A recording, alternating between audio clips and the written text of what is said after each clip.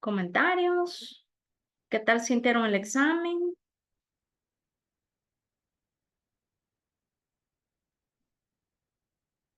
Bueno, si hay silencio es porque están bien con ese tema del examen, les ha parecido bien, no hay nada que observar. En la medida de lo posible, también yo trataría de hacerles un pequeño tutorial para ir resolviendo el examen. Me encantaría poder resolverlo aquí en la clase sincrónica, por decirlo así, pero imposible, porque como eran dos claves, eso significaría que tendrían que invertir todo ese tiempo de la clase para poder resolverlo. Ya lo he intentado en otras ocasiones con otros cursos, pero se nos va toda la clase. Y como la verdad tenemos bastantes temas que abarcar, y bien poquito tiempo, porque el tiempo se nos hace así súper cortito, entonces prefiero que abarquemos los temas y ver si es posible resolver los exámenes a través de alguna clase pregrabada. ¿Hay algún comentario extra para ver si podemos comenzar o avanzamos? Bien, fíjense cómo pasa el tiempo de rápido. Ya prácticamente terminamos la unidad uno, haciendo un breve repaso de la unidad uno. Entonces, si ustedes se fijan, lo que hemos podido ver en ese tema de la unidad uno es todo lo que se relaciona al derecho constitucional, al nacimiento del constitucionalismo, a la historia de cómo nació el constitucionalismo y luego cómo ese constitucionalismo, que prácticamente quienes tomaron la batuta para poder resolver ciertas situaciones que les estaban atormentando en relación a los monarcas, fue prácticamente el pueblo. Ellos tomaron esa decisión que posteriormente, a través de la historia y la evolución de la doctrina, ya ese poder que va radicando en el pueblo se va tomando como soberanía, como ese poder político que radica en el pueblo para ir limitando las funciones que en ese momento no se comprendían que eran funciones, sino que le llamaban poder, ¿verdad? Del monarca para el gobierno como tal. Entonces, así es que nace el constitucionalismo a partir del siglo XII en Inglaterra, luego pasa por esa transición en la que muchos ingleses emigran hacia Estados Unidos. En Estados Unidos hay una revolución, no una revolución, sino una independencia prácticamente, que no es lo mismo un movimiento revolucionario que un movimiento independentista. Y pues precisamente, digamos que Estados Unidos somos la vanguardia de crear una constitución como tal, con todos los elementos importantes que hemos estado mencionando a lo largo, pues, de lo que van estas 7 clases como tal. Y posteriormente, tanto ambos procesos, por decirlo así, de referentes al nacimiento del constitucionalismo, ya influyen en el tema de Francia. Francia, digamos que viene a ser como la cereza del pastel que adorna toda la situación en el sentido que ya tenía a Francia ciertos doctrinarios que venían influenciando y venían ya creando nuevos conceptos un poco más desarrollados que hablaban como el tema de la separación de los poderes, que posteriormente se comprende como la división de funciones o actualmente se comprende como la división de funciones, el tema de la supremacía constitucional, el tema de la representación política, la democracia, etcétera. Entonces, ahí digamos que Francia, por eso es que algunas personas consideran como a Francia la madre del constitucionalismo. Sin embargo, pues podemos ver que ya 6 siglos antes ya había comenzado Inglaterra como pionera en este sentido. Y como pueden ver, lo que hemos visto a lo largo de toda la unidad uno es tratar de definir lo que se puede entender como constitucionalismo, cuáles son las características principales, cuáles son los grandes temas que toca el constitucionalismo, hasta llegar ya a la evolución un poco más formal de lo que es el derecho constitucional, cómo se entiende, cómo se inspira el derecho constitucional como tal. Y también hemos visto elementos de la Constitución que ahora en esta unidad 2 vamos a seguir desarrollando. Prácticamente entonces, para el tema de la unidad 2 nosotros comenzamos ya a entrar a conocer lo que sería realmente una constitución, pero principalmente tenemos el tema de el contenido de la constitución, por lo que en la unidad 1 nos vamos a dedicar a estudiar lo que nosotros conoceríamos como la parte dogmática de la constitución. Ya entonces, vamos como aterrizando, si se fijan, el constitucionalismo es el gran contexto, el gran panorama. Luego el derecho constitucional viene ya a establecer ciertos elementos más puntuales y formales acerca de este gran fenómeno constitucional, para venir a aterrizar específicamente en el tema de la constitución. Ok, Brian Quintanilla, entrada. Muy bien, entonces preguntas sobre la unidad 1 que les hayan quedado dudas. Todavía hoy vamos a tratar de ver algo sobre algunos elementos que nos han quedado pendientes sobre la unidad 1 para luego ir aterrizando en la unidad 2.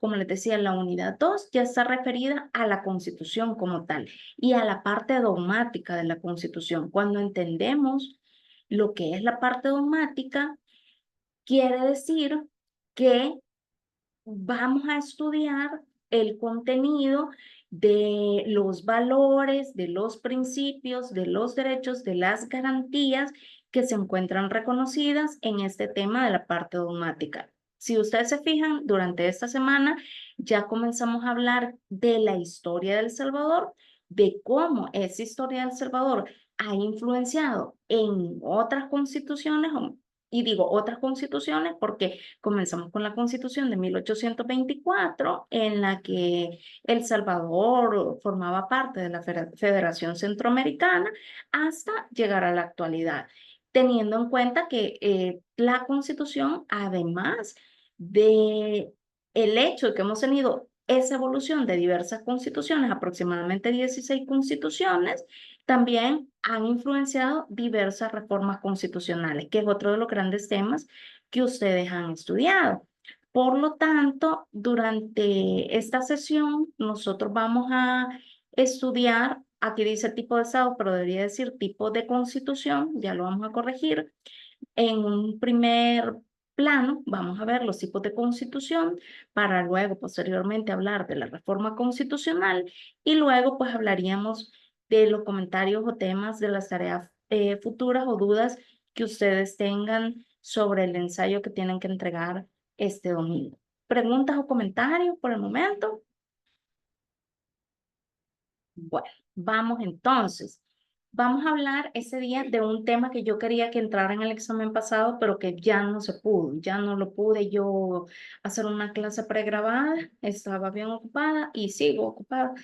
Entonces, para mí fue muy complicado, ya no se lo pude grabar, por lo tanto, lo dejamos ahí. Bien, ¿qué pasó con el tema de la tipología constitucional? La tipología constitucional quiere decir que en el mundo, y aquí porque es importante ver ese tema, porque ustedes como relacionistas internacionales no solamente se van a quedar como nosotros los abogados salvadoreños, que estudiamos una constitución y la que nos interesa conocer es la constitución salvadoreña. Eso es lo que normalmente sucede con todos los abogados del país.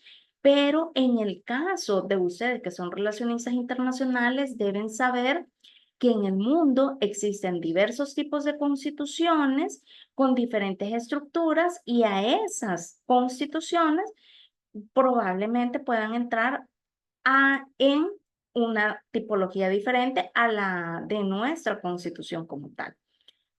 Es por eso que el tema es importante para estudiar, para que ustedes tengan un conocimiento un poco más amplio de los diversos tipos de constituciones, porque digamos que todos lograran ser diplomáticos y todos estuvieran destacados en otros países diferentes, ustedes deben, y así se fueran moviendo, ¿verdad? Con los años de un país hacia otro, ustedes deberán saber cómo poder clasificar una constitución. Yo siempre les digo a todos mis estudiantes que para poder saber el tipo de país, para que ustedes sepan dónde están parados, como poder decirlo así, es que, y para saber a qué tipo de país lo van a delegar a ustedes, lo primero que ustedes deben hacer es preguntar dónde está la constitución de ese país para poder leerla y para poder informarse del contexto legal y del contexto nacional, de lo que la Constitución puede reconocer o no reconocer a, al resto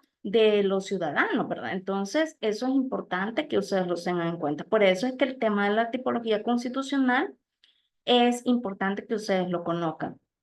Ahora bien, es importante decir que existen diversos tipos de modelos o cartas fundamentales o constituciones. Podrían existir dos o más constituciones que reúnan o dos o más características de tipos diferentes. ¿Qué significa? Aquí en esta diapositiva, ustedes pueden ver algunos tipos de constituciones que existen. Yo se las he puesto así como opuestos, pero en realidad cada una de ellas podría ser compatible. Es decir, no significa que una constitución es formal y únicamente formal, ya no pasa nada, ¿verdad? Sino que la misma constitución puede ser formal, puede ser escrita, puede ser rígida y puede ser operativa. O puede ser una constitución que es consuetudinaria, que es flexible y operativa. Entonces allí cambia, va cambiando o la constitución puede tener diversas, diversas formas de poder reconocerse. Verónica Urias dice, el manual de instrucciones. Sí, prácticamente es un manual de instrucciones. El leer la Constitución es como un manual de instrucciones, o por lo menos yo digo que el poder leer la Constitución de un estado como tal es una diapositiva del estado, es poder ver el esqueleto de ese estado y ver más o menos dónde estamos parados, aunque de aquí vamos a ver también que hay ciertos tipos de constituciones que parecen que son constituciones establecidas hasta cierto punto, pero que cuando las contrastamos con la realidad del país, porque ese es otro de los puntos que ustedes tienen que seguir, nunca deben abandonar el tema político, ¿verdad? Aquí ustedes van de la mano, nosotros los abogados no tenemos necesidad, o claro, siempre hay necesidad de hacer análisis político de las situaciones, más que todo si somos abogados que nos dedicamos al área pública. Siempre la política va a influenciar, pero más que eso, ustedes no pueden desligarse definitivamente de la política. Cuando ven que las constituciones no se encuentran de acuerdo a lo que marca la realidad, entonces podrían ustedes irlas clasificando de una manera que ya les voy a mencionar. Bien, entonces esta, como pueden ver, es el esqueleto como tal que vamos a desarrollar. Ahora veamos, ¿qué significa cada uno de ellos? Cuando nosotros hablamos que las constituciones son formales y materiales, si hablamos de que una constitución es formal, significa que la constitución es la constitución teórica del Estado. Forma y es la forma exterior que tiene la Constitución, que significa que esta Constitución está fijada por escrito y hay un texto constitucional. Es decir, ¿se acuerdan que les dije que consiguieran la Constitución? Si es posible que la compren, ¿verdad? Para que la tengan allá a la mano, para que la puedan estudiar, no necesariamente virtual. Entonces, supongamos que usted tiene ahí un documento y que usted lo puede agarrar. Entonces, ese documento es un documento formal, porque como ya lo vimos en el proceso de formación de ley y en el proceso de reforma constitucional, también para poder crear una constitución ha seguido un proceso preestablecido a través del reconocimiento de la Asamblea Legislativa y todo el proceso que se establece para crear una constitución, dando como resultado un documento que tiene un texto completo que contempla un sinfín de situaciones, pero que lo importante es que los ciudadanos pueden contar con este documento. A eso se le llama constitución formal. Ahora, la constitución formal se enfrenta a la constitución material como tal. La constitución material está referida a la realidad y a la estructura de un país. Ahí viene como una disyuntiva, ¿verdad? En la medida que un país en algunas ocasiones evoluciona, va dejando de lado el tema de la constitución formal para referirse al tema material, o sea, al tema de la realidad. Habrán quizás probablemente situaciones que van evolucionando conforme a los tiempos, que ya no se van adaptando tanto a lo que está escrito en el texto, porque lo que está escrito en el texto de alguna manera se vuelve obsoleto y la realidad impone otra situación. Entonces podemos tener un contraste aquí entre lo que realmente se dice que se tiene y lo que es necesario poder regular. Es allí que de repente viene la necesidad de crear un proceso de reforma constitucional de manera positiva para ir abarcando otros elementos que quizás en esa época o periodo de tiempo en el que se creó la constitución formal, pues no sucedían o no se tenían en cuenta. Y yo siempre lo pongo como el ejemplo típico del caso de la mujer, ¿verdad? En el que la condición de la mujer realmente cambiaba un montón dentro de la sociedad y que ahora es completamente diferente. Ya ustedes han visto en el proceso incluso de reforma constitucional que se pretende plantear que se van a incorporar algunos textos en relación a la protección de los derechos de la mujer. Y eso es como cabal el contraste entre lo formal, que ahorita no se tiene, y el tema de lo material. ¿Preguntas o comentarios? Sí, más o menos Génesis pregunta, se podría decir que la teoría y la práctica. Sí, lo que pasa es que, como acordémonos que el proceso de reforma constitucional no es fácil, ¿verdad? Como ustedes ya han podido ver, hay diversos periodos en los que se tiene que realizar. Entonces, y además de los diversos periodos en los que se tiene que realizar, hay como mucha influencia política en el tema de si poder reformar o no. Entonces resulta que de repente la realidad va cambiando y lo formal se queda ahí, lo escrito. Nosotros ahora en la actualidad tenemos esa constitución, pero no quiere decir que haya elementos externos que de repente sea como importante también tomar en cuenta en ese sentido. No sé si he respondido a su pregunta, Génesis. Me avisa, por favor. Ok, muy bien. Veamos entonces la siguiente clasificación. Bueno, aquí tenemos una fácil, es una constitución escrita o consuetudinaria. ¿Qué es consuetudinario? Lo consuetudinario se relaciona a la costumbre que ya hemos visto, ya lo vimos, ¿verdad? A través del common law que se expresa en Estados Unidos o que guía a Estados Unidos. Consuetudinario es la costumbre, el derecho que se va creando a través de la costumbre. Ahora, es importante mencionar que si bien es cierto, en alguna época de esos siglos, a partir del siglo XII, habían constituciones que se creaban de una manera consuetudinaria a través de la costumbre y que iban trasladadas de voz en voz. Por ejemplo, la Constitución de Estados Unidos habíamos dicho que en un inicio se habían reconocido la estructura del Estado como tal. Se dividieron las 13 colonias que después se fueron formando en Estado como tal. Dijeron que iba a haber un presidente, que jamás en la historia había un precedente de formar un tipo de gobierno diferente al monárquico como tal y etcétera, ¿verdad? Dijeron cómo iban, pero no habían reconocido los derechos. Fue hasta muchísimo más adelante en el que se reconocieron los derechos de esa constitución, pero no significa que dentro de ese país no hubiera reconocimiento de los derechos, sino que se hacía de tipo consuetudinario, es decir, como una costumbre. Dice, escrita o formal podría ser lo mismo porque entendí que ambas son en físico, por así decirlo. Ajá, muy bien, Génesis.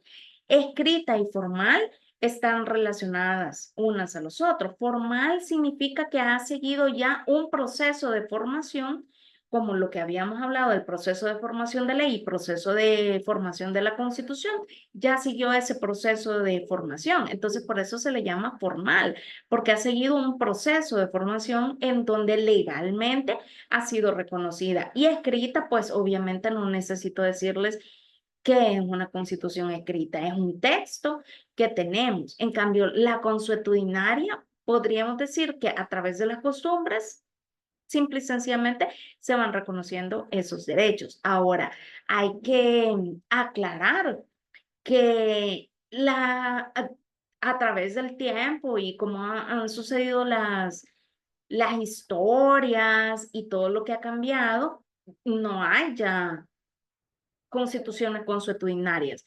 Probablemente sí hubieron, pero ya no. En Inglaterra más que todo, porque digamos que Inglaterra también tenía como este tema de la costumbre como un precedente de lo que en Estados Unidos era.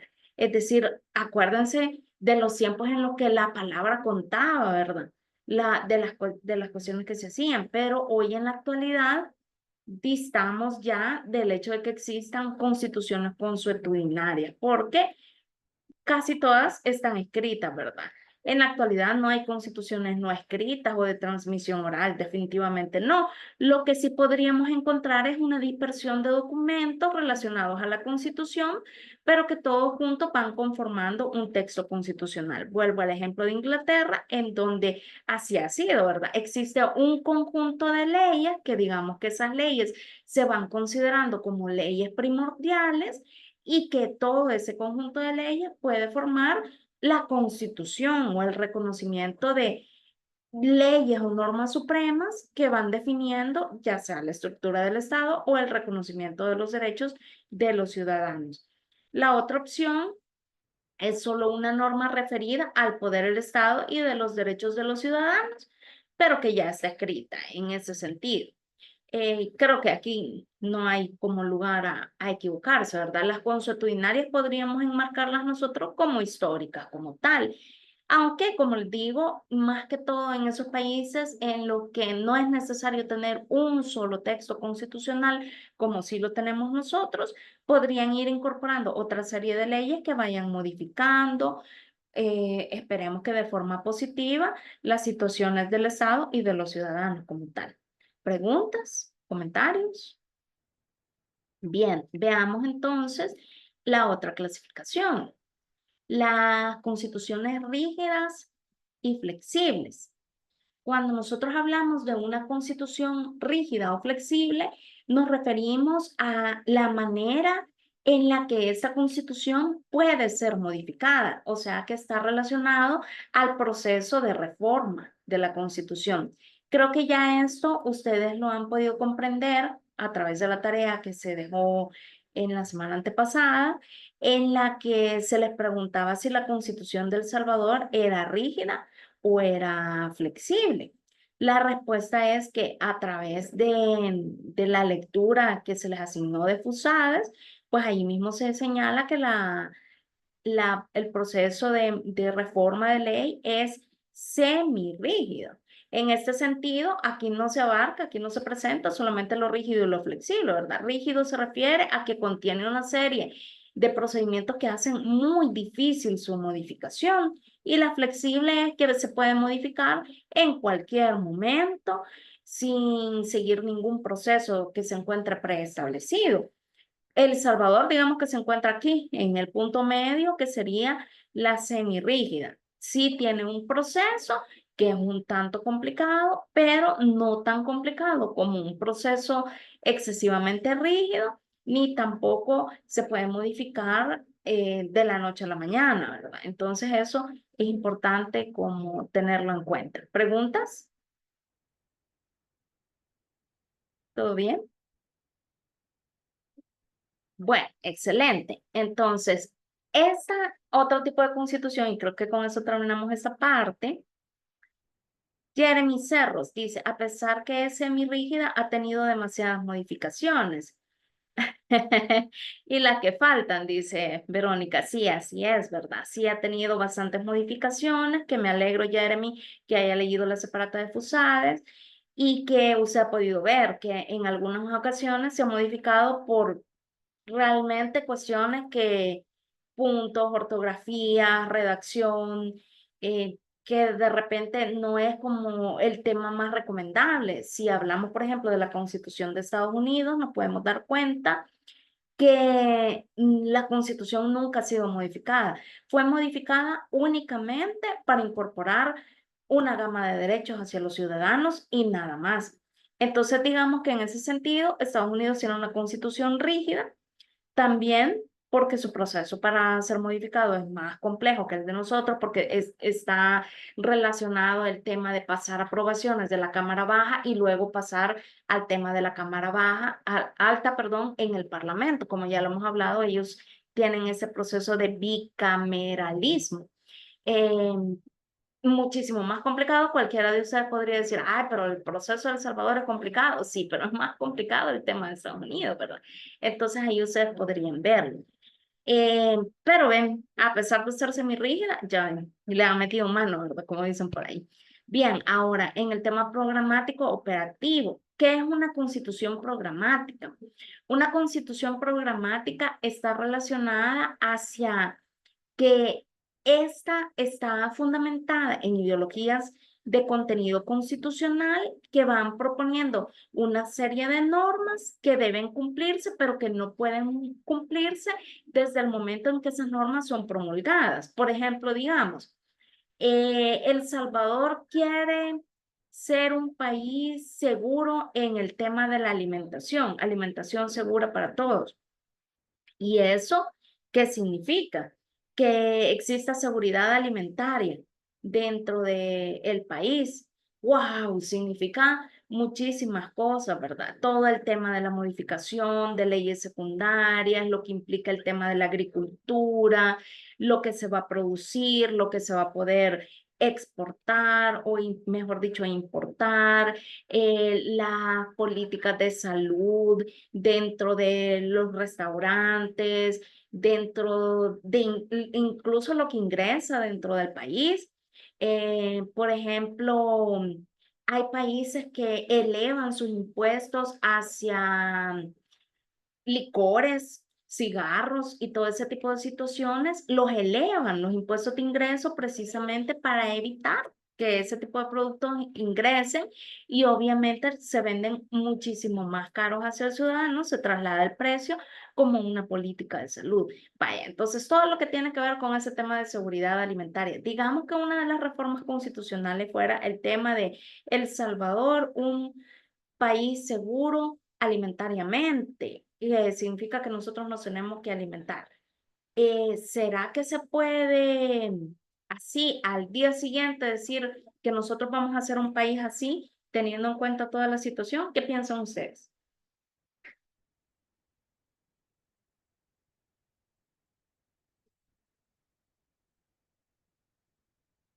Solo uno, por favor, no se peleen. ¿Cómo? Solo uno, ajá, les escucho. Hola, ¿Puedes licenciada. repetir la pregunta? Ajá, la pregunta es si el día de mañana, ya mañana entra la reforma constitucional en donde dice que El Salvador va a ser un país con seguridad alimentaria. Entonces, ya les expliqué más o menos todo lo que tendría que hacerse para ser un país con seguridad alimentaria. ¿Sería que ya de una vez nosotros nos reconocemos así o qué pasaría? Hazel, cuénteme. Hola, licenciada. Bueno, yo opino que no se podría decir que un día para otro se puede cambiar todo eso, porque aparte necesitamos educación y que nos comuniquen también todo eso que se está haciendo para que se pueda llevar a cabo, pero creo que es un proceso, como ya lo decía anteriormente, sí que no se puede rotundamente. Ok, muchas gracias, Hazel, por su opinión. Verónica Urías. Yo creo que no se podría inmediatamente porque no es cosa de que se ponga la ley y ya. O sea, tiene que haber un plan de acción detrás, incluso algunas otras leyes que respalden cómo se va a llevar a cabo ese proceso. Muy bien, excelente. Génesis dice, se podría decir que es el que propone normas que se tienen que cumplir a largo plazo. Ah, muy bien, Génesis. Génesis Va rápido ahí, concluyendo de lo que se tratan las constituciones programáticas. Exactamente, las constituciones programáticas, como lo dice su nombre, programan, es decir, establecen algún sueño, por decirlo así, en el que quisieran que el país fuera de esta manera, pero que obviamente no se puede establecer de la noche a la mañana, sino que para poder llegar ahí tienen que llevar un proceso, un paso a paso para que en realidad se dijera que El Salvador se reconoce como un país seguro en seguridad o como un país completo preparado para la seguridad alimentaria. Entonces, las constituciones programáticas constituyen orientaciones que deben seguir los gobiernos como tal. Como ustedes se fijan, estas constituciones programáticas normalmente están fundadas en ideologías de contenido social que van a ser de beneficio para toda la sociedad. En general, uno de los ejemplos que yo he identificado, yo pienso que es una parte programática, es el artículo 70 de la Constitución. ¿Quién tendrá la Constitución ahí para que lo leamos, por favor? Artículo 70 de la Constitución de El Salvador. De ahora en adelante vamos a ir leyendo un poco más la Constitución, así que sí les rogaría que la tengan a la mano, porque van a ser ustedes los lectores y lectoras que realicen ahí todo el contenido de los artículos que les estoy solicitando. ¿Quién me puede hacer el favor de leer el artículo 70 de la Constitución? Alguien que me diga, aunque sea, lo voy a buscar. Gracias, Grace. ¿Ya lo tiene o lo va a buscar? Sí, ya lo tengo. A ver, léalo, por favor. Ok, en el artículo 70 dice que el Estado tomará a su cargo a los indigentes que por su edad o incapacidad física o mental sean inhábiles para el trabajo. Ah, muy bien. Entonces, ¿y ustedes qué piensan? ¿El Estado realiza esta actividad o no lo hace? No, no lo hace. No lo hace, ¿verdad? De repente ahí vemos un montón de indigentes en la calle, Pe- durmiendo en el centro de San Salvador. Pero en realidad hay partes en donde sí lo hacen porque hay casas comunales y he visto también en lugares, quiero ver, ahí por donde está la iglesia de Don Rúa hay un lugar, bueno, el complejo Katia Miranda, donde he visto que gente de la alcaldía, ¿verdad? Hace como una recolecta de, aunque suene mal, de como de indigentes para Ajá. darles comida. Entonces, en cierta manera, el Estado ayuda a las personas indigentes, pero digamos que no los prioriza o no le toma tanta importancia como debería de serlo. Sí, gracias, Manuel Fernando. Hay un hospital para perros, pero no un hospital para indigentes. Verónica Urías. Sí, y también yo creo que, bueno, se supone que el Estado debería tomar bajo su cargo a este tipo de personas, ¿verdad? Pero uno ve que las instituciones públicas, por ejemplo, para personas con discapacidades mentales, no están ni siquiera bien equipadas o tienen el personal necesario, por lo que muchas veces usted ve personas que están fuera de sí en la calle y realmente no hay nadie que vea por ellas. Y las Ujú. personas saben que incluso si se les llevara a un lugar de eso, esa persona iría pues a sufrir porque no tendría ni siquiera el cuidado adecuado o, bueno, incluso se pueden llegar a ser maltratados, ¿verdad? Y para Ujú. eso ya están, dice la gente, están mejor en la calle. Entonces es Muy bien triste, bien. ¿verdad? Como la administración pública trata a estas personas. Gracias por hacer un análisis de la realidad nacional como tal.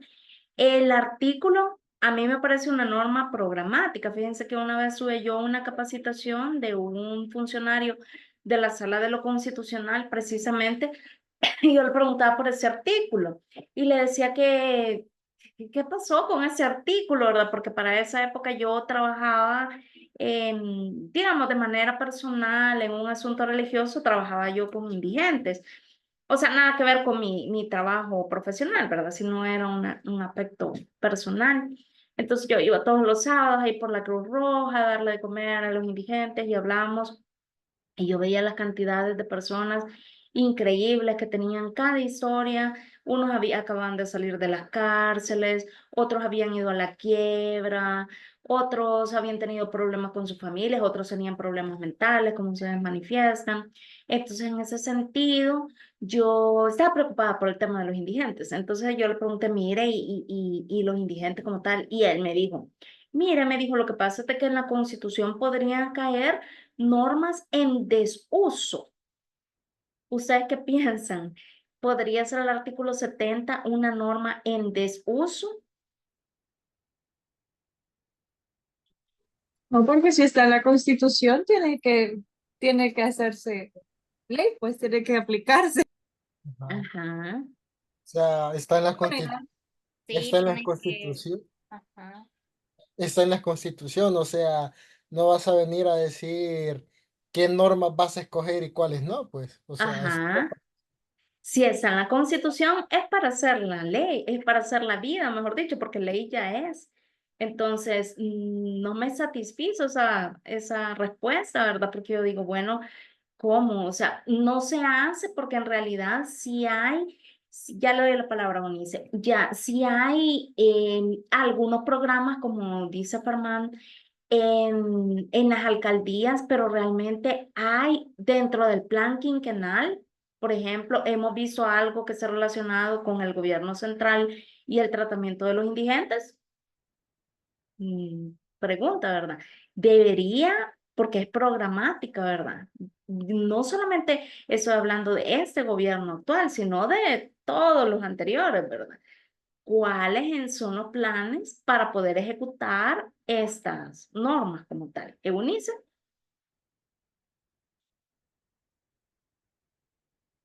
Eunice, Sí, sí.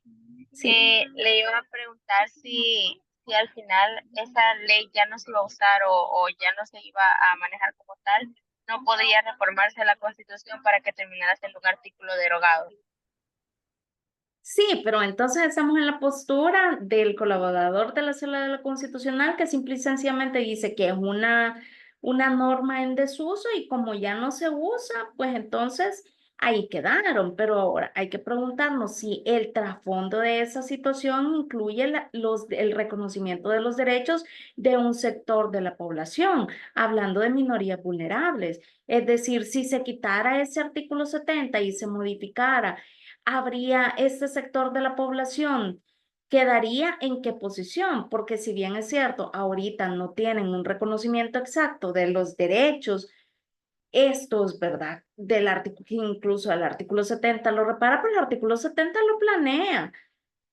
¿Qué quiere decir? Que con esto podría, digamos, exagerando y así siendo como muy hipotéticos y todo, ¿podría alguien en representación de los indigentes interponer un amparo para esos indigentes ante la Sala de lo Constitucional para decir, mira, el Estado, el gobierno no ha tomado en realidad la acción que le corresponde para proteger a ellos? Pero ¿qué pasaría? ¿Qué pasaría si realmente se modificara el artículo 70? Entonces, no significa de que solo porque los artículos no se usan, ya tengan que quitarse. ¿Me explico, Eunice? ¿Sí? Sí, sí, yo no lo Ajá. decía como para que lo quitaran, sino como quería saber si al final un artículo que no se usara o que los políticos consideraran en desuso se podían reformar o simplemente quedaban olvidados.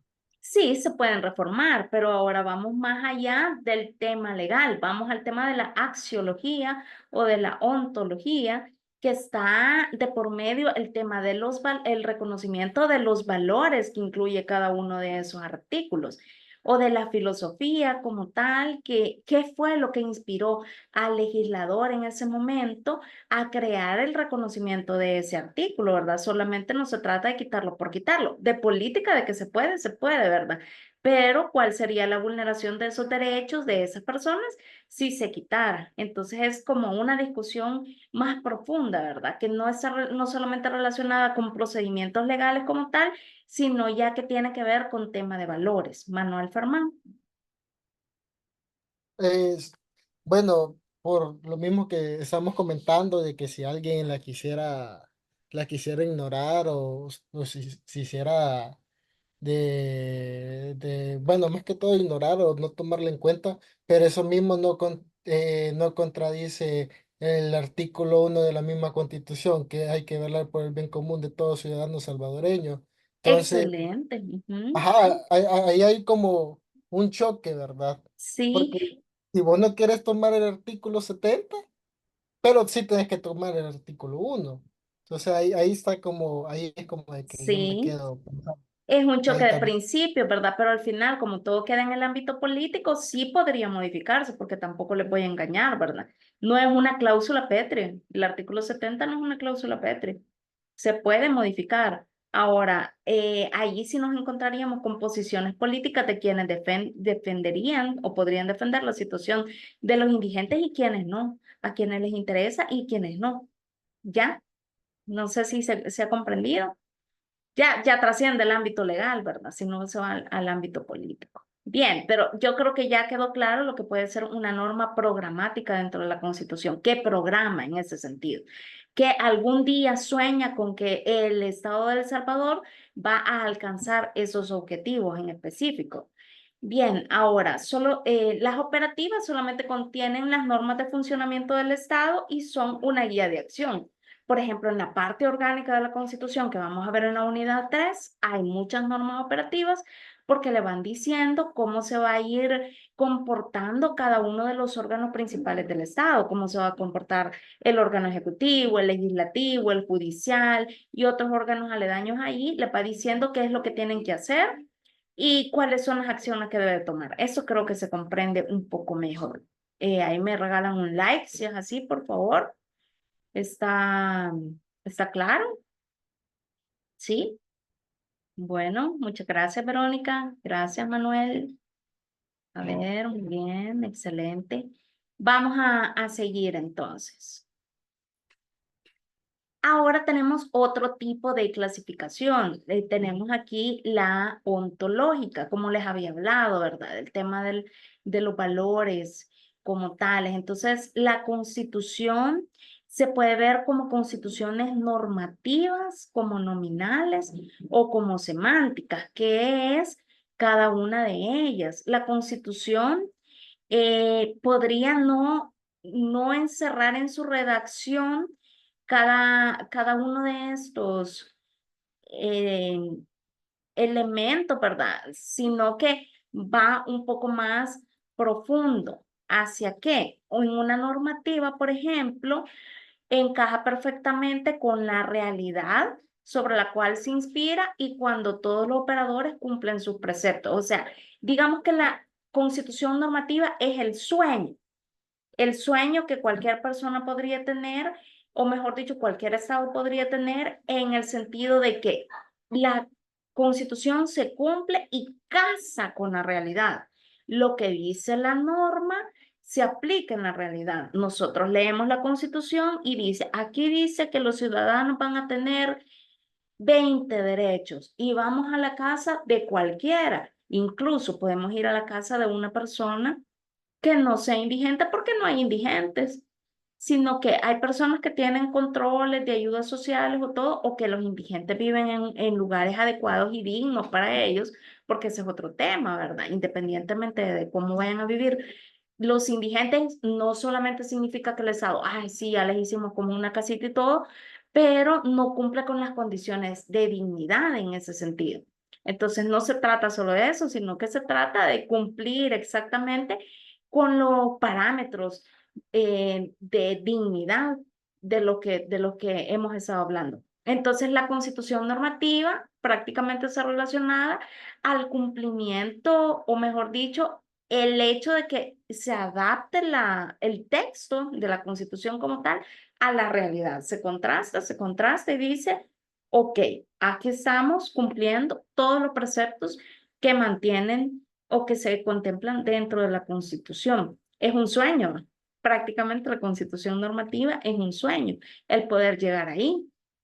Entonces, ahora vamos a la constitución nominal. Es aquella que no tiene realidad existencial, que no se adecua a la realidad, pero que encierra un modelo o un programa que debe ejecutarse para que en un futuro sincronice perfectamente en un mundo real. Aquí estamos, volvemos al caso de las normas programáticas, ¿verdad? Que de repente ahí está plasmado en la Constitución que se va a hacer y cualquiera así un poco inquieto, ¿verdad? Puede levantar la mano y decir, mire, ¿y qué pasó con eso que está ahí en la Constitución, pero que realmente no se está cumpliendo?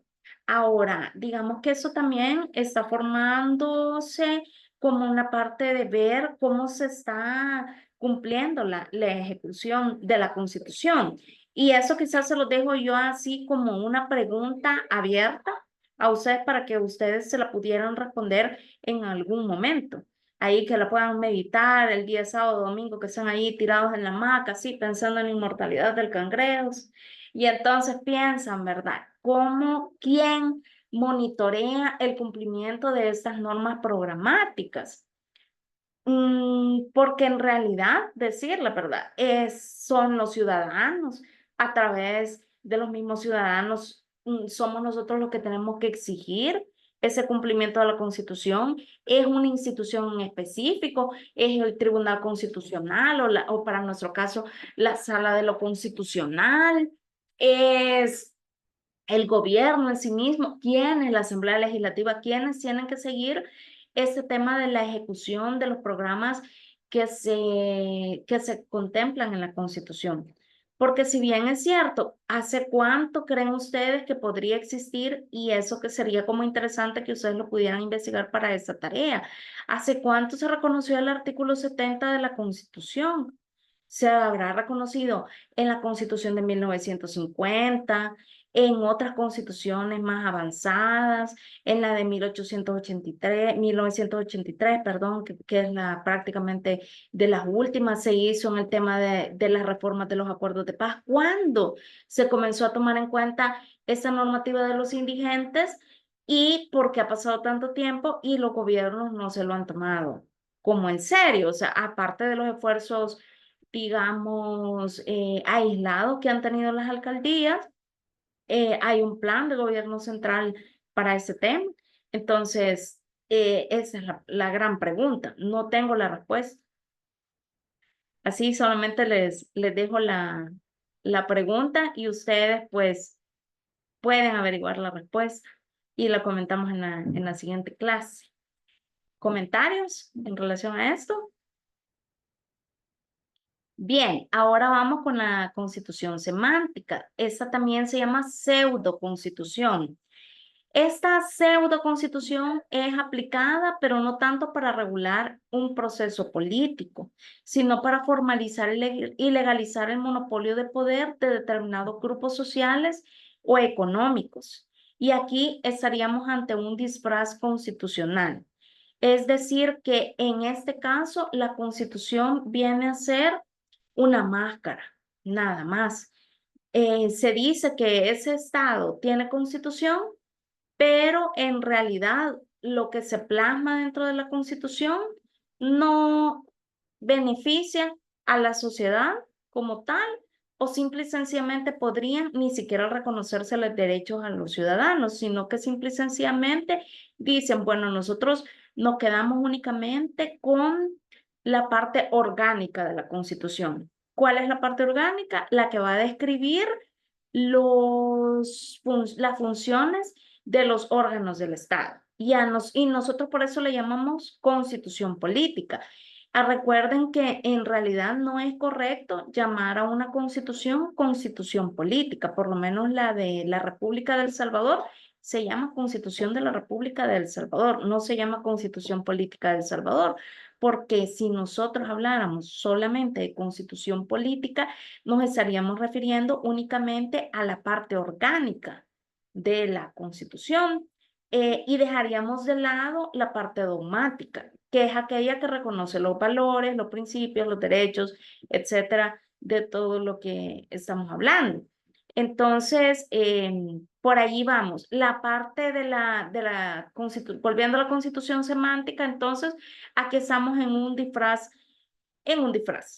como tal, ¿verdad? Existe la constitución porque pensamos que, mejor dicho, porque esos gobernantes le quieren mostrar al mundo que realmente la constitución existe, pero nada más. Lo dejamos así, y hay mucho que decir, mucha tela por cortar en relación a a esa constitución y ya el contraste con la realidad. No sé si se comprende. ¿Cómo vamos? ¿Preguntas? Bueno, si guardan silencio, callen para siempre, ¿verdad? Verónica, Es como decir que es una constitución de fachada. es O una sea, constitución de fachada. ok, gracias. Bien, en relación a esto, voy a dejar otra tarea ayuda para otras dos personas que quieran realizar la investigación. Bueno, voy a dejar una tarea ayuda para 4 personas. ¿Quiénes quieran participar? A ver, Yoli. tenemos a Verónica, a Andrea, a Kenia y me falta una persona. Yo. ¿Quién dice yo? Yo, Carla. Yo, 6 puntos voy. Bien, Alexander, le voy a dar le voy a dar el derecho porque teníamos a 3 mujeres y un hombre. Entonces, vaya, Alexander, ustedes se organizan 2 y 2. Vaya, un grupo quiero que analice la Constitución de Cuba con todas esas características. Quiero que me digan, la Constitución de Cuba es formal, es escrita, es consuetudinaria, es programática, es operativa. Quiero que la lean todas y que me digan, es nominal, es semántica, qué tiene, ¿verdad? De acuerdo, ustedes se van a dar cuenta leyendo su contenido. Y luego quiero que alguien me ayude a identificar qué tipo de constitución es la Constitución de Chile. Vaya, Verónica se va a quedar con la Constitución de Cuba, con alguien más que trabaje ahí. Y la otra pareja me va a investigar la Constitución de Chile con toda la clasificación. ¿Qué tipo de constitución es? ¿De acuerdo? Para el otro jueves, ¿verdad? Y siempre la motivación van a ser 2 puntos sobre el examen segundo. Bien, ahí se están intercambiando los correos. Si no hay más preguntas, vamos a pasar al tema de la reforma constitucional. Bien, ya tenemos poco tiempo, chicos, y bien, solo así, ligeramente quisiera 2 opiniones de lo que les pareció la tarea de la reforma constitucional.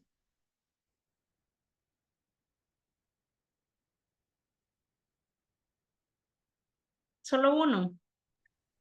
Creo que estaba bien interesante porque daba como espacio a la creatividad, es decir, eran preguntas así bastante, pues bastante metidas en materia, ¿verdad? Que había que dar bastantes detalles, pero daba como espacio a hacerlo de una forma creativa. Por ejemplo, bueno, con mi grupo hicimos un noticiero y nos divertimos bastante haciéndolo ahí con mi compañera, ¿verdad? El guión de cómo se veía así como que fuera un noticiero. Y es chistoso porque es sobre un tema que tiene que ver con derecho. Entonces sí me gustó bastante como el enfoque de la tarea.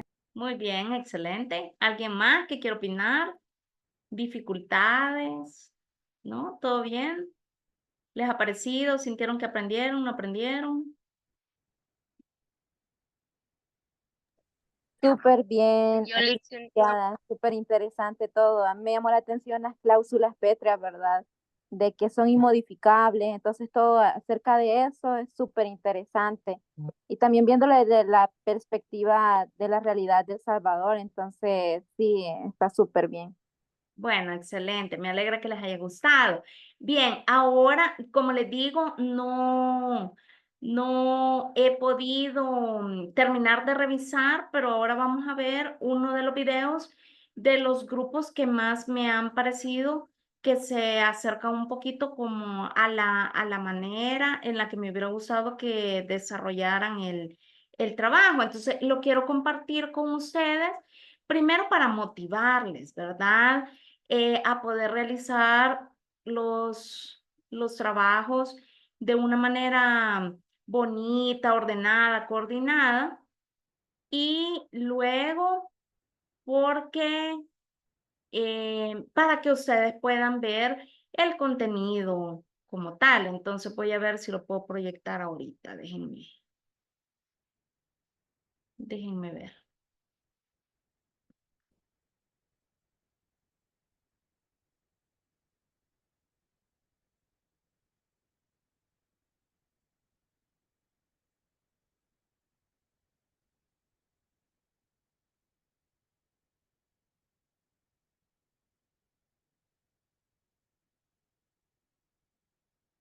Permítame un segundito.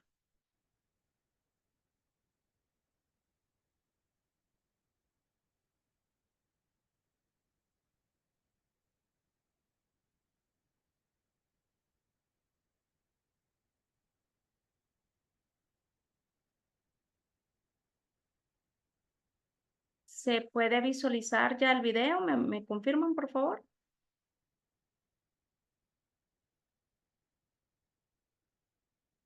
¿Me confirman si se puede visualizar el Sí, video? ya se ve. Sí. ¿Sí se mira? Bueno, ahorita.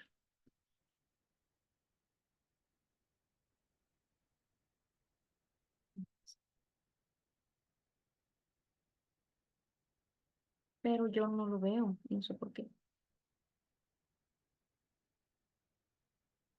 Tiene play. Ya está sonando. No, Lick, no suena. Vaya, permítame un segundito. Solo quiero corroborar.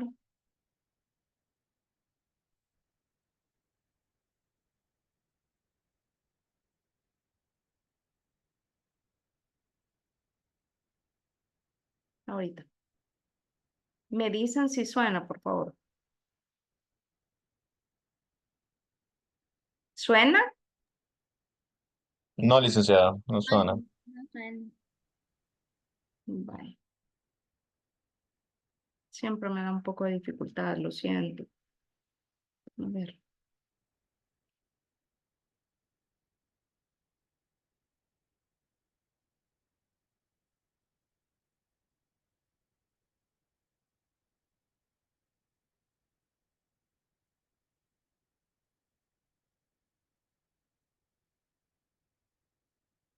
Siempre se me va, es que ¿dónde le damos el audio, niños?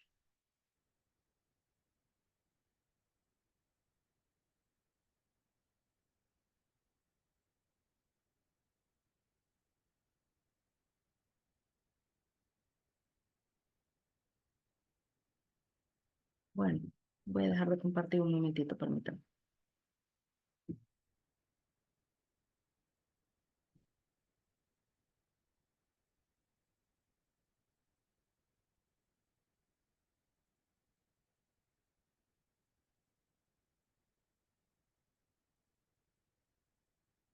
¿Se oye? No se oye, licenciada. ¿No? Yo creo que si me dan la bocinita al lado, es la que no tiene volumen. Esa, ahí por tenía a la par del play. No, no es esta. Ah, sí, sí, tiene. Sí, es algo de aquí. Creo que es en Zoom el problema. Ah, aquí está. Compartir sonido. Ahí. Actual. Ahí. Vamos a escuchar Ya. las opiniones. Hoy Bye. sí. Aprobado por... Inicio de escena. Ay, La sala de lo constitucional está llena de documentos y hay una mesa central con 5 asientos. La reunión está en curso para discutir las implicaciones de las reformas constitucionales propuestas por la Asamblea Legislativa 2023.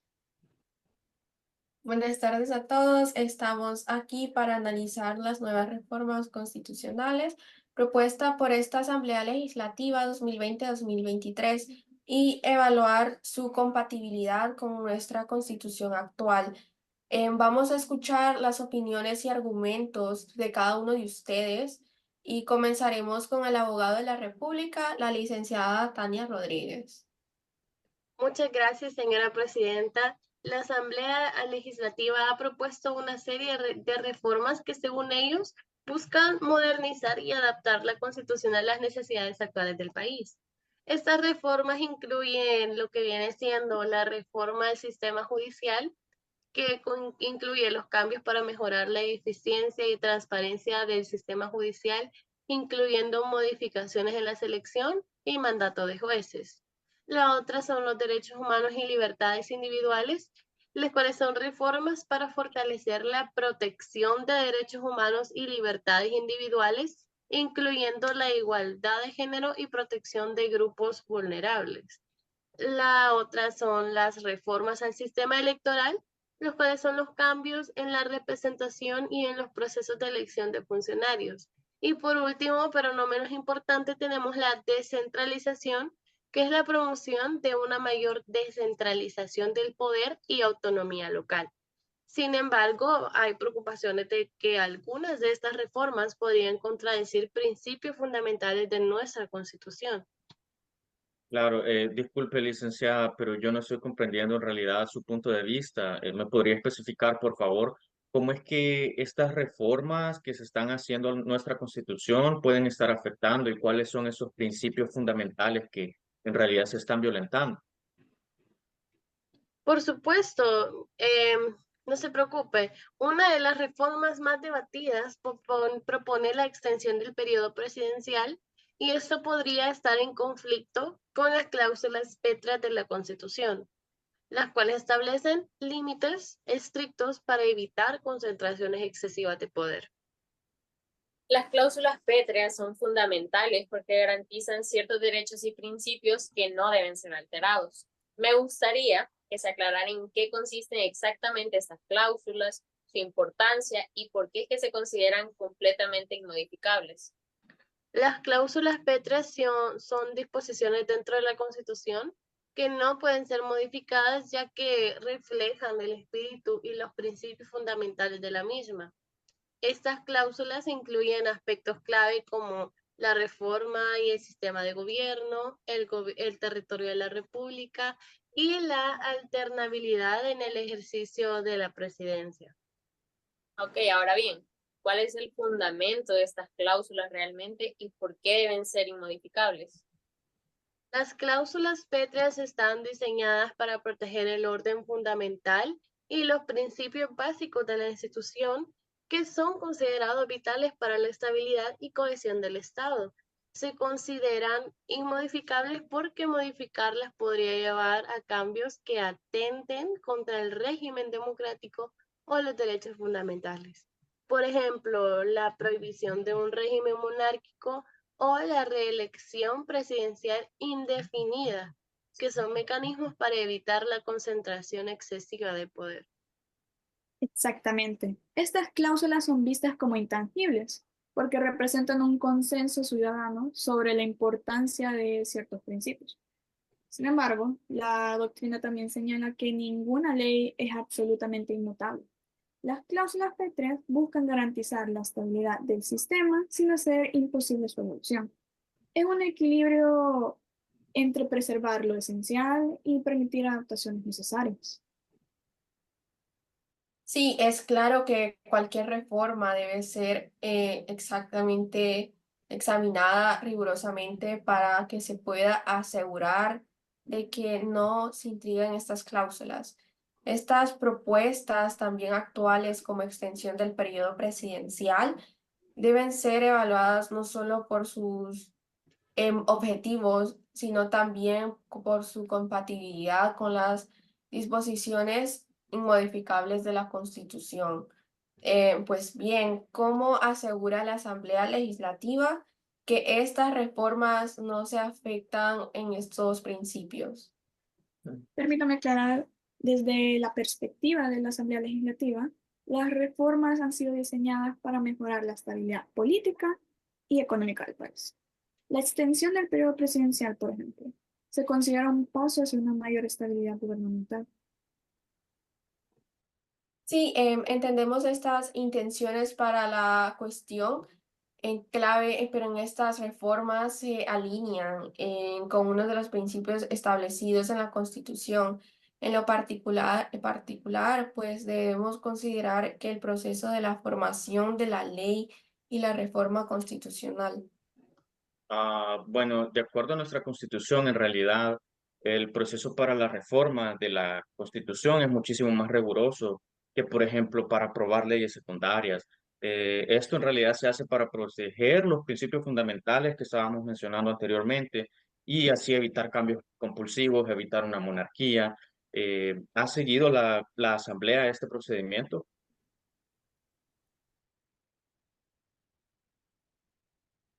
Sí, hemos seguido el proceso establecido, pero algunos críticos argumentan que las reformas podrían ser perjudiciales. Por eso estamos aquí, para obtener una revisión objetiva. Claro, entiendo completamente que pueden ser perjudiciales pero para aclarar, es importante recordar todos los pasos para una formación de una ley secundaria. Primero que nada, tenemos la fase inicial. Según nuestro artículo 133 de la Constitución, cualquier diputado, la Corte Suprema de Justicia, el presidente, los consejos municipales e incluso el Parlamento Centroamericano pueden proponer una ley. Durante esta fase, simplemente se trata de proponer la ley. Luego entra a la segunda fase, que sería la legislativa o constitutiva. La Asamblea Legislativa tendría que deliberar sobre este proyecto, tendría que decidir si se aprueba o no, y una vez aprobada, si en caso se llegara a aprobar, tendríamos que entrar en la fase ejecutiva, que incluye la firma del presidente, luego de esto la publicación en el diario oficial para que esta ley que se ha propuesto entre en vigor. ¿Y cómo se compara esto con la reforma constitucional?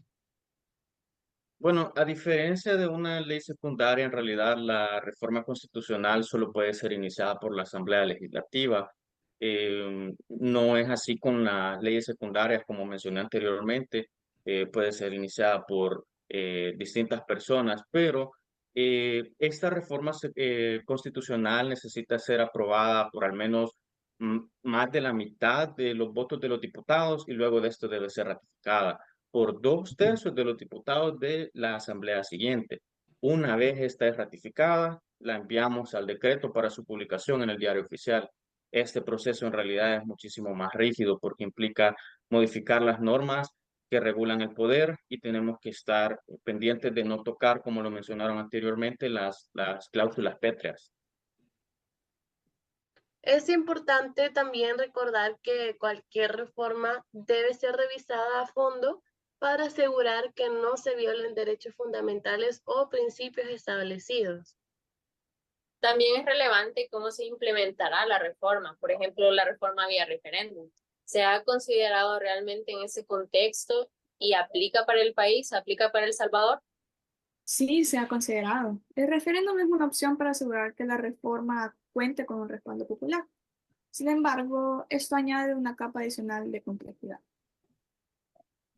En términos de referéndum, hay dos tipos principales, el cual es el implícito y el obligatorio. El referéndum implícito se refiere a la votación en la que el pueblo elige a quienes proponen la reforma, mientras que el referéndum obligatorio requiere la aprobación directa de la mayoría de los ciudadanos para que la reforma sea válida. Disculpe, señorita, pues esto aplica actualmente en El Salvador. De momento, el referéndum no aplica en El Salvador. Sin embargo, se ha propuesto introducir este mecanismo para permitir una mayor participación ciudadana en la forma de decisiones sobre las reformas constitucionales. El objetivo sería permitir que las reformas sean ratificadas por la población en lugar de solo por la Asamblea Legislativa, facilitando una participación más directa y efectiva en asuntos de gran relevancia nacional. Este mecanismo podría ser una forma de garantizar que las reformas reflejan verdaderamente la voluntad del pueblo y no solo la de los representantes electos. Sí, agradezco pues actualmente los aportes hasta ahora para tener una visión más amplia y completa de estas reformas. Es útil considerar tanto sus posibles beneficios, ¿verdad?, como sus inconvenientes. Claro, entre los beneficios que se han identificado están la mejora judicial, ya que la reforma podría aumentar la eficiencia, la transparencia y la confianza en el sistema judicial, logrando una justicia más rápida y justa. Otra podría ser la protección de derechos humanos, que se espera que fortalezca los derechos y libertades, mejorando la calidad de vida y reduciendo la desigualdad. También que el sistema electoral justo garantice una representación más equitativa y transparente, aumentando así pues la legitimidad democrática. Y por último, la descentralización, la cual permite un gobierno más cercano a la ciudadanía, mejorando la administración y la asignación de recursos locales. Sin embargo, también debemos ser conscientes de los posibles inconvenientes, como las reformas pueden generar conflictos políticos y sociales debido a la resistencia al cambio. También sería difícil la implementación, ya que la adaptación institucional requerida podría generar inestabilidad.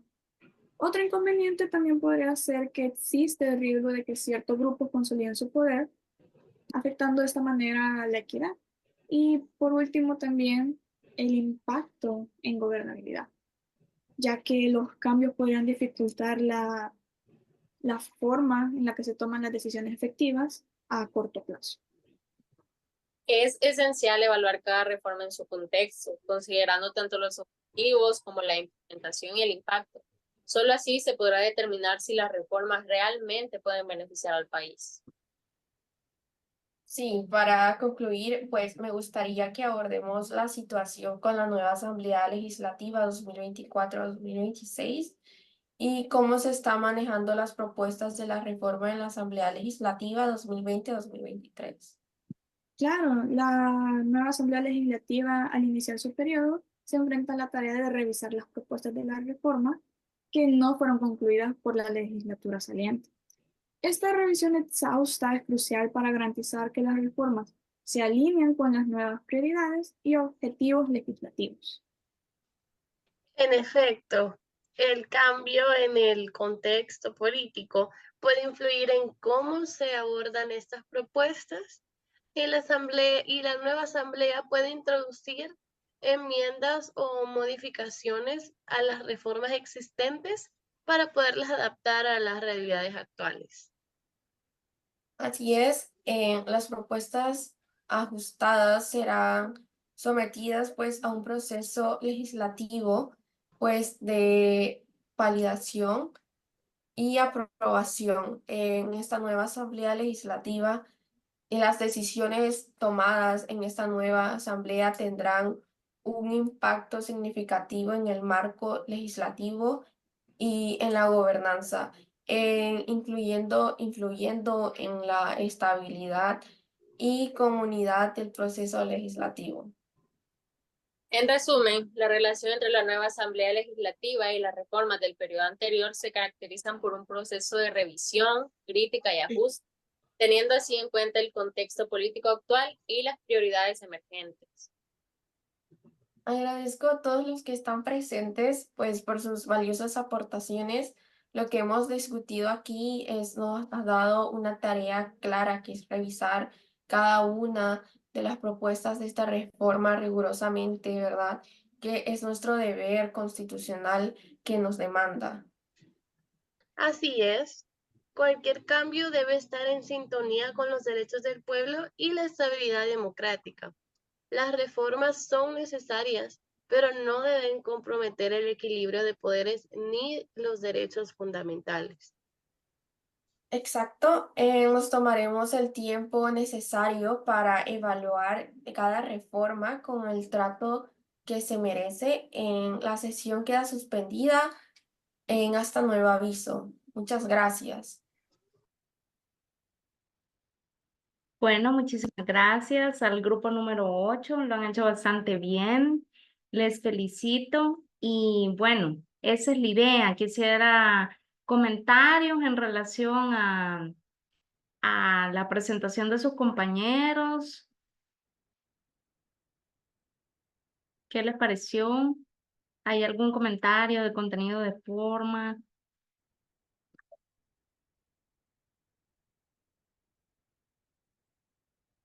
Súper bonita, dice. ¿Algo que quisieran ustedes discutir en relación a ese tema? Bien explicado todo. Ok.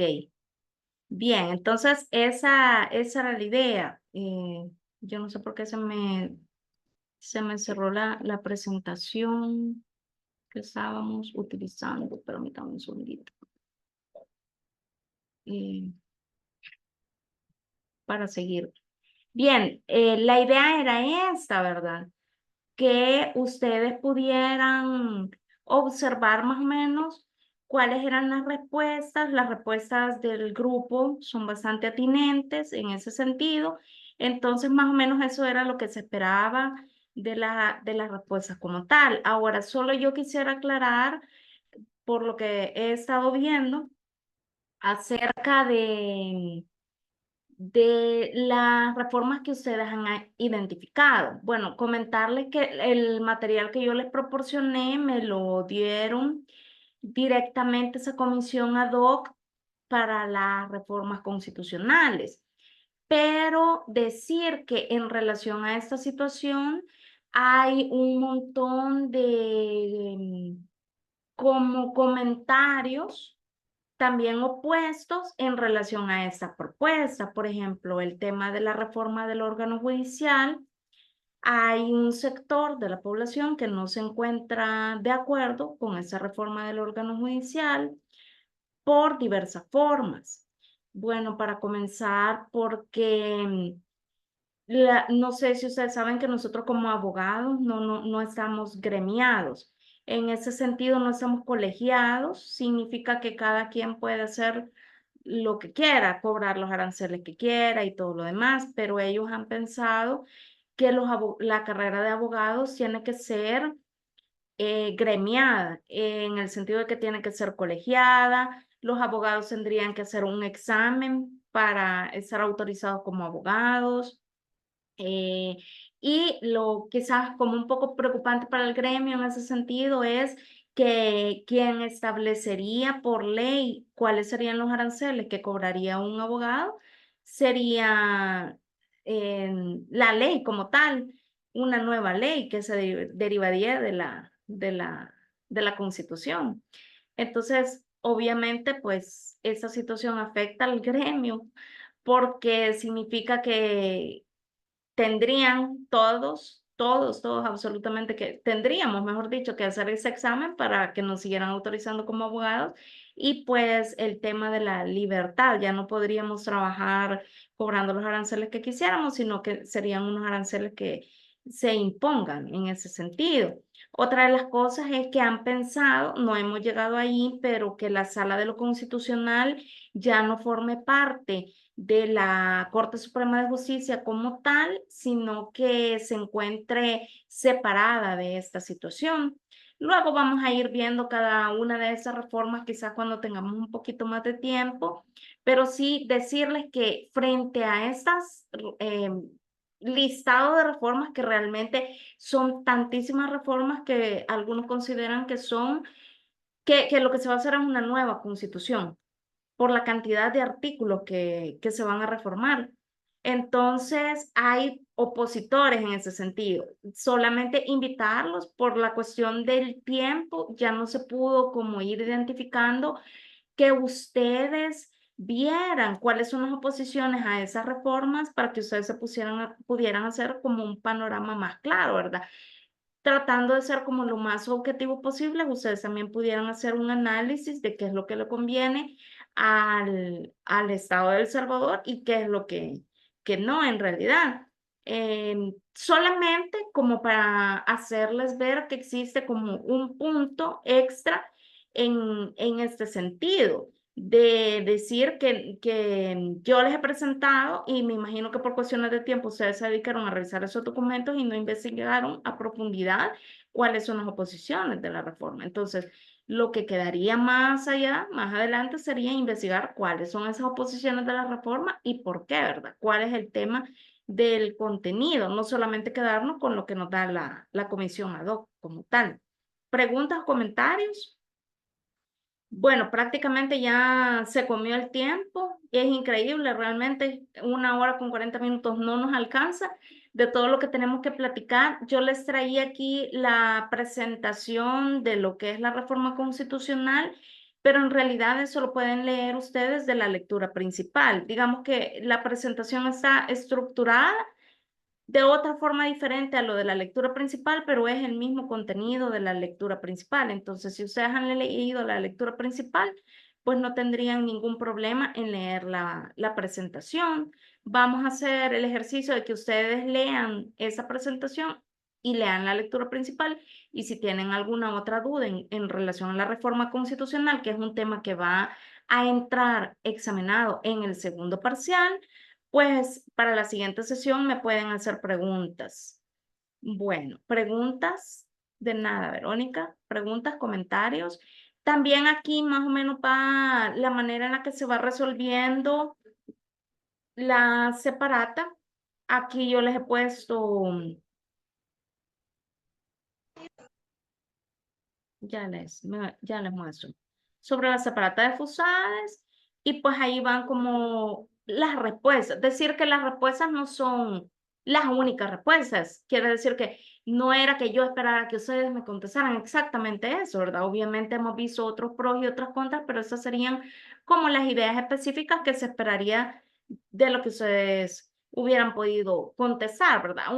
Que se acercaran a esas respuestas para decir que realmente ustedes habían corroborado, mejor dicho, para corroborar que ustedes habían leído la separata en ese sentido. O sea, se trata de que el ejercicio ustedes lo hubieran hecho leyendo la separata, no investigando por otra parte, ¿verdad? Esto quizás aclarárselo porque he visto también ese fenómeno de algunas tareas en las que yo les dejo destinada la lectura de ciertas separatas y ustedes responden con base a lo que han investigado en otros lados. Entonces, cuando yo les digo que lean la separata, léanla, porque ahí van a encontrar las respuestas y yo he escogido previamente la separata porque sé que el contenido de la separata es el contenido correcto, ¿verdad? Entonces, eso hay que tener bastante cuidado. Entonces, ahí si tienen alguna pregunta sobre la reforma constitucional, lo vemos en la otra semana. Quiero saber ahora si tienen preguntas sobre la tarea que hay que presentar el domingo. Vamos por este tercer punto. Comentarios sobre temas de tareas futuras. ¿Preguntas? Leí con la tarea de esta que se va a entregar. En Dígame. el segundo punto numeral dice que, o sea, se pregunta si se han identificado otras constituciones, cuáles son y cuál es su contenido. Cuando se refiere si se han identificado otras constituciones, se refiere a otras además de las que ya vimos hoy en clase. Ah, lo que pasa es que allí, para eso, usted tendría que leer la lectura principal. En la lectura principal detalla algunas constituciones y cuáles eran las modificaciones que vinieron sufriendo estas constituciones, algunas. Pero además de esas que se mencionan en la lectura principal, hay otras constituciones y cuáles son los contenidos que se fueron modificando a través de la historia. A eso me refiero.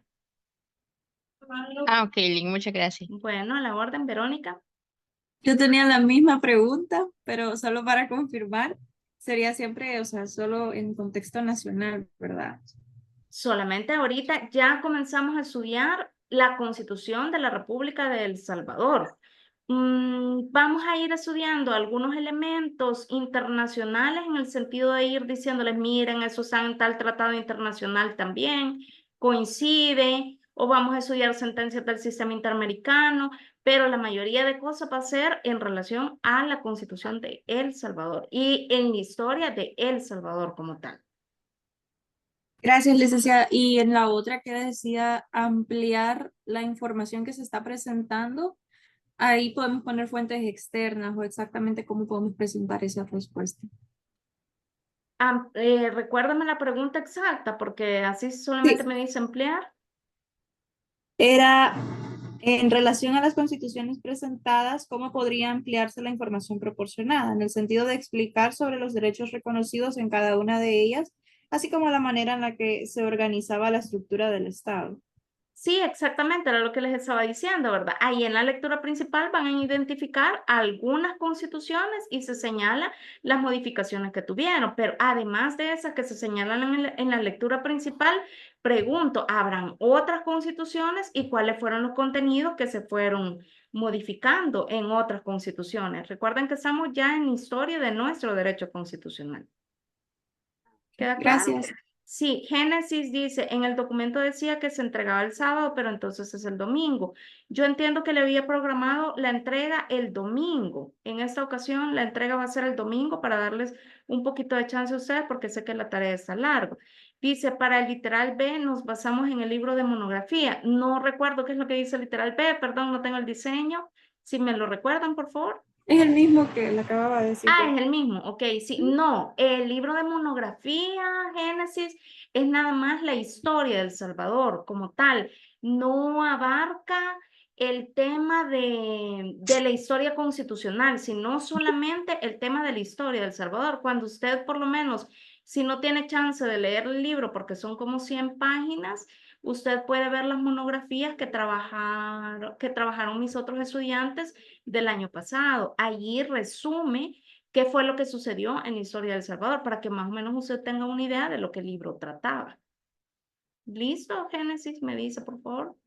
Ok, ¿alguien más? ¿Preguntas? ¿Más preguntas? ¿Más? Quedamos que la entrega entonces es para el domingo, nuevamente les repito. Muy bien, si no hay preguntas. Hola, licenciada. Sí, dígame. Una pregunta rápida. Lo que dice, ¿cómo considera que los relatos descritos en el libro Monografía han afectado a la historia de El Salvador? Ajá. Obviamente tendría que leer el libro de monografía, obviamente, ¿verdad? Pero como usted dice, puedo leer también el resumen que se ha puesto ahí.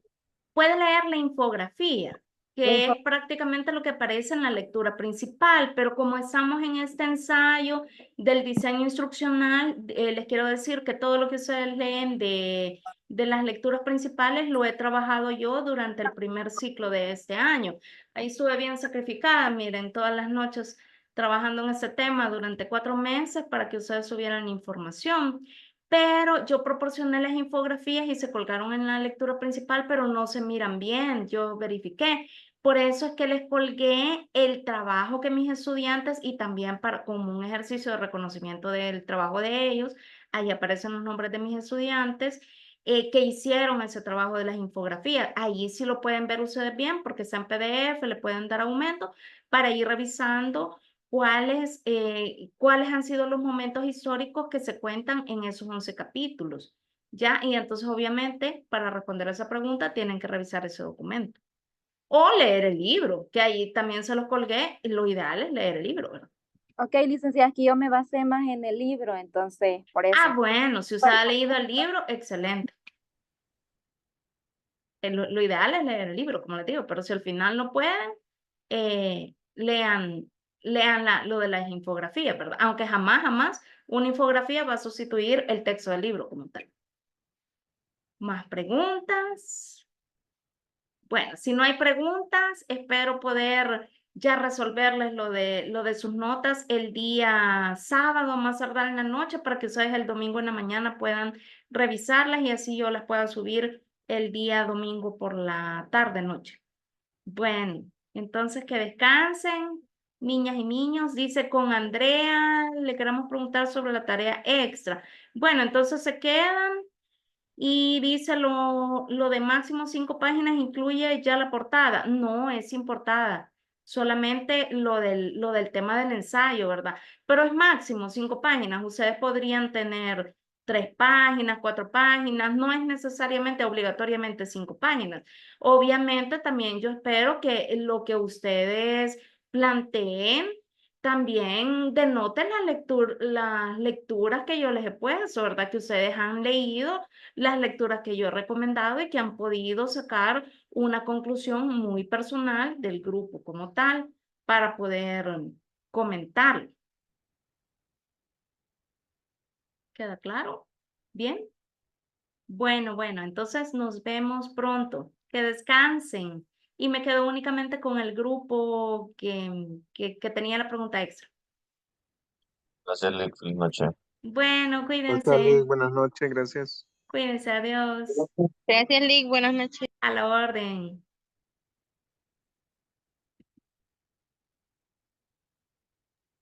Hola, licenciada. Nosotros le Hola. queremos preguntar sobre la tarea porque me acuerdo que la última vez que dejó tarea extra, eso fue un video, pero queremos Sí. confirmar con Andrea si, por ejemplo, nosotros vamos a leer la Constitución de Cuba, ¿quiere un video o solo quiere que vengamos como a discutir lo que leímos? Pues fíjese que lo ideal es que presenten el video también, Okay. porque así es como más práctico, nos tardamos un poquito menos y hagan un video de lo más, bueno, idealmente que sea un video de 5 minutos.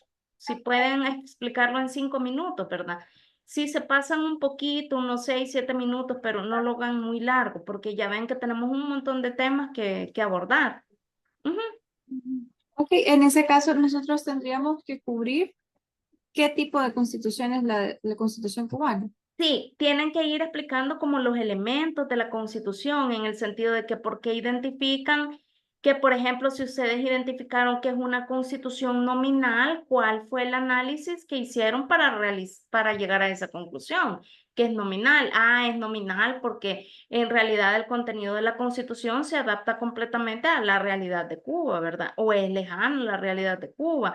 ¿Y por qué dicen que es lejana? Mire, que fíjese que el artículo tal dice tal cosa que a nosotros nos parece que no contrasta con el tema de la realidad, ¿ya? Entonces, ahí ir identificando como ciertos artículos que de repente ustedes consideran que se contradicen, como por ejemplo, mire, fíjese que dice, ese artículo dice que Cuba es democrática, pero aquí hay otro artículo que se contradice con ese principio de que Cuba es democrática. ¿Por qué? Porque este otro artículo, ¿cuál es el contenido de ese artículo que hace que se contradiga, verdad? Por Sí, ejemplo. está bien si, Ajá. ok, está bien si trabajamos con la constitución de 2019, porque veo que fue la última que ellos han, bueno, la última como actualización que hay Ajá, es sí, la de está bien 2010. eso. Ok, gracias. Está bien. ¿Algo más? De nuestra parte, no, Liz. Bueno, de acuerdo. Si tienen alguna otra duda, me escriben en la plataforma. Bueno, Ok, muchas gracias. gracias, licenciada. Bueno, Y mire, chicas. sobre el trabajo pasado, perdón que no la dejo ir. No hay problema. Gracias, pero fíjese que sobre el trabajo pasado de los videos, yo le quería comentar ahí una situación personal que tuvimos otra vez con eso y Vaya, confirmar. entonces permítame que voy a dejar de grabar para que eso me Ok. comente porque si no, entonces de nada va a servir. Permítame, voy a dejar de grabar.